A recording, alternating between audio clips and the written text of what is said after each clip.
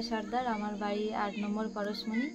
আমি এই হাতের কাজ বলতে কাঁথা স্টিচ ছোটোবেলা থেকেই করি। এই কাজগুলো 1 থেকে 1.5 মাস মতো সময় লাগে। বেড কভার হলে একটু বেশি সময় লাগে, কাঁথা স্টিচের সেলাইটা একটু কম থাকে।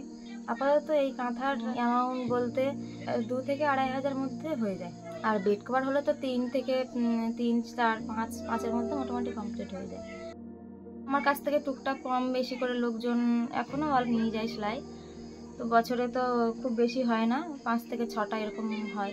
এই কাজ করে আপাতত আমার ছেলে মেয়ে বা আমার হাত খরচটা মোটামুটি চলে যায়।